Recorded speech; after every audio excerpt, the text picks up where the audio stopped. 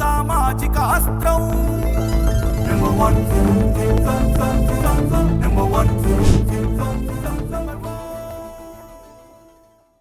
Welcome to number 1 news. Local to global news కి స్వాగతం. This is Shravani.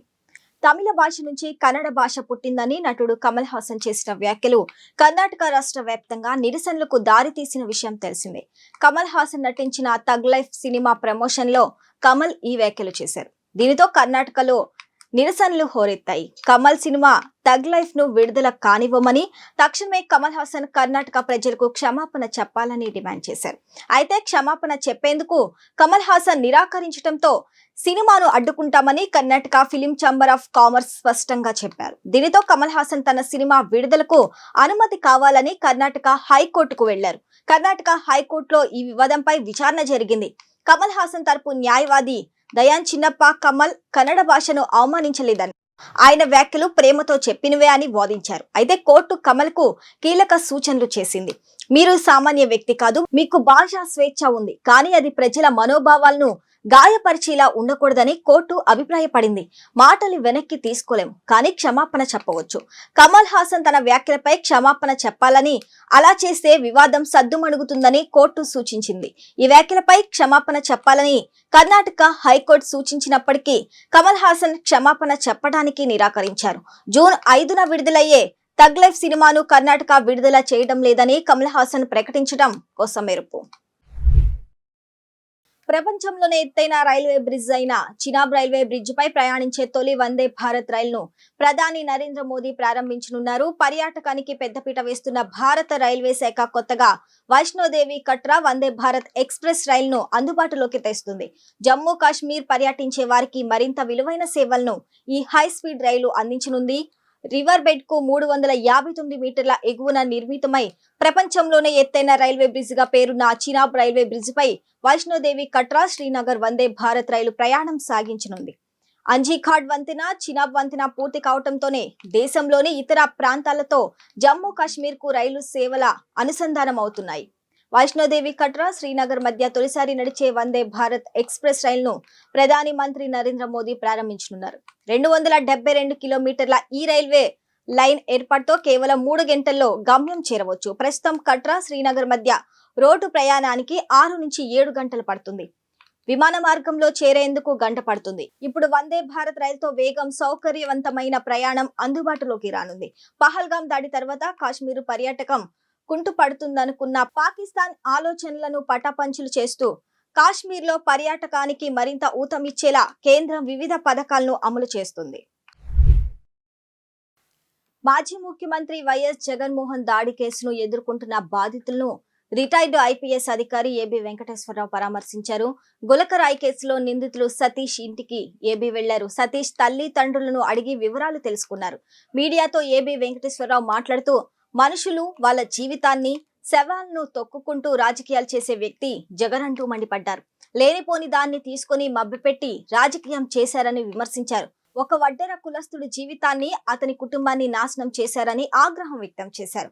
గజమాల వేసినప్పుడు తగిలిన దెబ్బను అప్పటికప్పుడు రాయిదాడిగా చిత్రీకరించి రాజకీయ ప్రయోజనాల కోసం వాడుకున్నారని ఫైర్ అయ్యారు. బలహీనుడు కాబట్టి సతీష్ ను బలి చేశారు. 45 రోజులు సతీష్ ను జైల్లో పెట్టారన్నారు. ప్రభుత్వం మారాక కూడా తప్పుడు కేసును కొట్టివేయకుండా నేటికి తిప్పుతున్నారని అన్నారు. ఈ రోజు వరకు ఆ కేసులో ఎటువంటి పురోగతి లేదన్నారు. వాళ్లపై ఏ రకమైన 3rd డిగ్రీ ప్రయోగించారని వింటే గుండె తరుక్కుపోతుందన్నారు ఏబీ. 2 లక్షల డబ్బులు ఇస్తామని మభ్యపెట్టారని, నేటికి అన్నం తినలేని పరిస్థితిలో బాధితులు ఉన్నారని తెలిపారు. ఇంత దుర్మార్గం చేసిన పోలీసులపై ఎందుకు చర్య తీసుకోలేదని, సమాజానికి ఏ రకమైన సందేశం ఇస్తున్నారని ప్రశ్నించారు. బాధితులు చేసిన తప్పేమిటి, ఏమాత్రం సంబంధం, సాక్ష్యం లేని కేసులో ఎందుకు వాళ్లు బాధపడాలని అడిగారు. జగన్ ఆకృత్యాలకు ఇది ఒక ఉదాహరణ. ఈ కేసులో బాధితులను బలి చేసిన బాధితులపై ప్రభుత్వం, సిపి, డీజీపీ చర్యలు తీసుకోవాలన్నారు. కేసు తక్షణమే మూసివేయాలని, బెయిల్ బాండ్స్ రద్దు చేసి వారు కట్టిన డబ్బులు తిరిగి ఇవ్వాలని, ప్రభుత్వం వారికి నష్టపరిహారం ఇవ్వాలని retired DG AB Venkateswara Rao demand చేశారు. తెనాలి పర్యటనలో వైసీపీ అధినేత మాజీ సీఎం జగన్ పరామర్శలో భారీ ట్విస్ట్ చోటు చేసుకుంది. రౌడీ షీటర్లను కాకుండా వారి కుటుంబ సభ్యులను తెనాలిలో వైఎస్ జగన్ పరామర్శించారు. విక్టర్ తో పాటు ఇతర నిందితుల కుటుంబ సభ్యులను మాత్రమే ఆయన పరామర్శించారు. నిందితులు 3 రోజుల క్రితమే జైలు నుంచి విడుదలయ్యారు. వారు ఇంతవరకు ఇంటికి రాలేదని వారి కుటుంబ సభ్యులు వెల్లడించారు. దీంతో జైలు నుంచి విడుదలైన వీళ్లు ఎక్కడకు వెళ్లారనే అంశంపై పోలీసులు ఉన్నతాధికారులు ఆరా తీస్తున్నారు. రౌడీ షీటర్లను పరామర్శించేందుకు వైఎస్ జగన్ వెళ్లారనే విమర్శలు వెల్లువెత్తిన సంగతి తెలిసిందే. అందుకనే వారిని అక్కడి నుంచి పంపించేశారా అనే అంశంపై పోలీసు వర్గాలు ఆరా తీస్తున్నాయి. గంజాయి బ్యాచ్ కు మాజీ ముఖ్యమంత్రి వైసీపీ అధినేత వైఎస్ సానుభూతి పలకటం బాధాకరమని ఆంధ్రప్రదేశ్ రాష్ట్ర అసెంబ్లీ డిప్యూటీ స్పీకర్ రఘురామకృష్ణంరాజు అన్నారు. అరాచకాలు చేసిన వారికి జగన్ మద్దతివ్వటం దారుణమని చెప్పారు. డాక్టర్ సుధాకర్ ను జగన్ ఎందుకు పరామర్శించలేదని ప్రశ్నించారు. తనకు ఓటు వేయని ప్రజలపై వైసీపీ వెన్నుపోటు దినోత్సవం చేస్తుందని ధ్వజమెత్తారు. గోదావరి నదిపై ఆంధ్రప్రదేశ్ ప్రభుత్వం తలపెట్టిన బనకచర్ల ప్రాజెక్టును వ్యతిరేకిస్తున్నామని తెలంగాణ రాష్ట్ర నీటిపారుదల శాఖ మంత్రి ఉత్తమ్ కుమార్ రెడ్డి స్పష్టం చేశారు.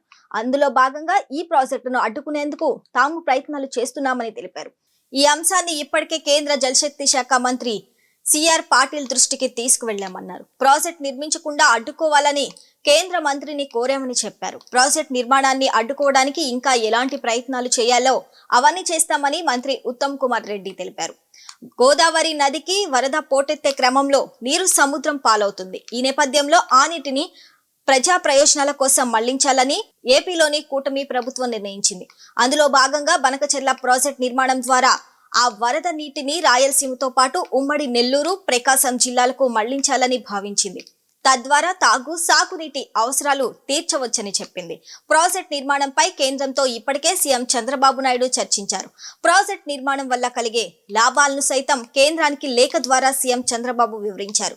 జూన్ 2వ తేదీన న్యూఢిల్లీలో కేంద్ర ఆర్థిక శాఖ కార్యదర్శితో పాటు ఆ శాఖ ఉన్నతాధికారులతో ఏపీ జనవనరుల శాఖ ముఖ్య కార్యదర్శి పీయూష్ కుమార్, ఏపీ ప్రభుత్వ నీటి సలహాదారు వెంకటేశ్వరరావు సమావేశమయ్యారు.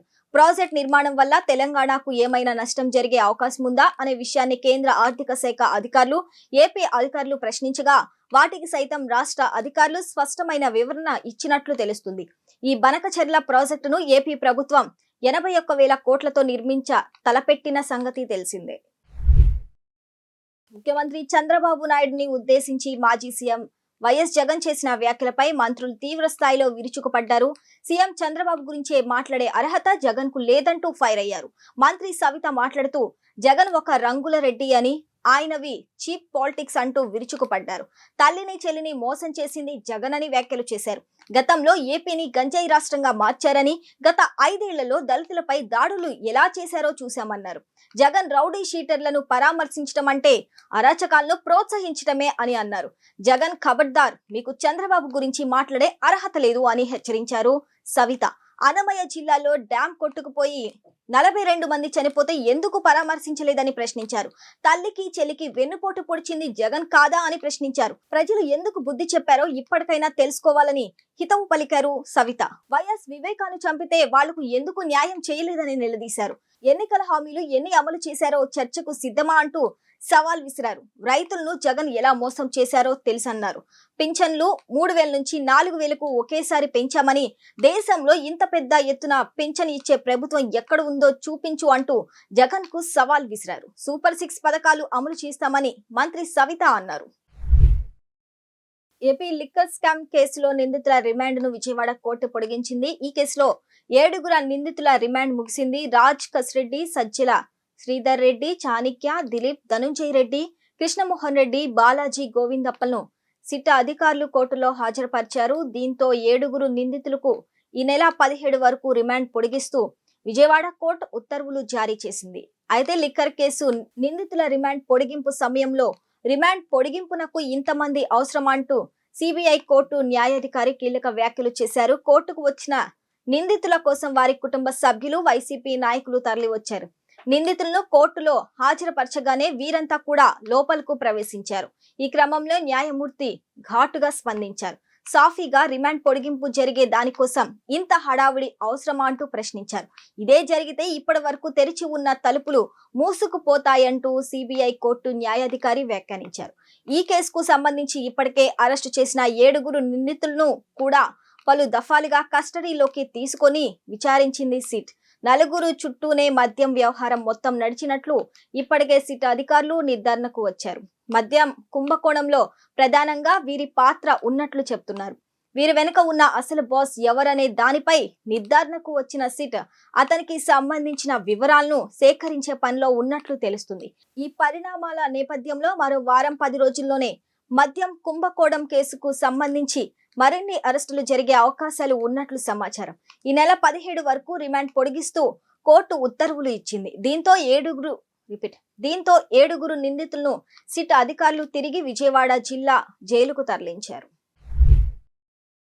ముఖ్యమంత్రిగా ఉన్న చంద్రబాబు మీద 24 కేసులున్నాయి. అలా కేసులు ఉన్నాయని చెప్పి చంద్రబాబును రోడ్డుపైకి తీసుకొచ్చి కొట్టడం ధర్మమేనా, అలా చేయటం చట్టబద్ధమేనా అని వైఎస్ జగన్ ప్రశ్నించారు. తెనాలి ఘటనలో పోలీసులు ఎందుకు అంత దారుణంగా వ్యవహరించారని నిలదీశారు. కూటమి ప్రభుత్వం, సీఎం చంద్రబాబు పాలన రెడ్ బుక్ రాజ్యాంగంపై తీవ్ర స్థాయిలో మండిపడ్డారు. తెనాలి ఘటన బాధితులు రాకేష్, విక్టర్, కరీముల్లాతో పాటు వారి కుటుంబ సభ్యులు కూడా ఉన్నత చదువులు చదువుకునే వారే అని, పోలీసులు వారి కుటుంబాల పరువును అన్యాయంగా బజారుకి ఇచ్చారని వైఎస్ జగన్ అన్నారు. పోలీస్ వ్యవస్థ దిగజారిపోయిందని అన్నారు. కూటమి ప్రభుత్వం, సీఎం చంద్రబాబు అన్యాయాలు ఇలానే కొనసాగితే రాష్ట్ర ప్రజలకు తీరని నష్టం జరుగుతుందని, వీరి మోసాలు, పరిపాలన మీద అబద్ధపు హామీలతో ప్రజలను మోసం చేయడంపై నిరసనగా జూన్ 4న వెన్నుపోటు దినం కార్యక్రమాలు చేపట్టామని వైఎస్ జగన్మోహన్ రెడ్డి అన్నారు. ప్రజలంతా పాల్గొని విజయవంతం చేయాలని కోరారు. సివిల్ డ్రెస్ లో ఉన్న కానిస్టేబుల్ ను ప్రశ్నించడం మీరు చేసిన తప్పా అని ప్రశ్నించారు. ఏప్రిల్ 24న కానిస్టేబుల్ ను యువకులు ప్రశ్నిస్తే 25న పోలీసులు మంగళగిరి వెళ్లి జాన్ విక్టర్ ను, కరీముల్లాను కొట్టుకుంటూ తీసుకువచ్చారని, తర్వాత తెనాలి పోలీస్ స్టేషన్ లో కూడా పడేసి మరీ కొట్టారని, ఏప్రిల్ 26న తెనాలి ఐతానగర్ నడి రోడ్డు మీద పడేసి ముగ్గురిని చితకబాదారని, ఇదెక్కడ న్యాయమని జగన్ ప్రశ్నించారు. 24 గంటల్లో కోర్టులో ఎందుకు హాజరుపరచలేదని నిలదీశారు. కోర్టుకు ప్రవేశపెట్టే ముందు వీరిని ఆసుపత్రికి ఎందుకు తీసుకువెళ్లారని, ఆసుపత్రిలో వైద్యులు బాధితులకు ఉన్న గాయాలను ఎందుకు గుర్తించలేదని నిలదీశారు. సో చూసారు కదా, ఇది ఇవాల్టి లోకల్ టు గ్లోబల్ న్యూస్. మరొక లోకల్ టు గ్లోబల్ న్యూస్ తో మళ్ళీ కలుద్దాం. అప్పటి వరకు చూస్తూనే ఉండండి నెంబర్ 1 న్యూస్, సామాన్యుడి చేతిలో సామాజిక అస్త్రం.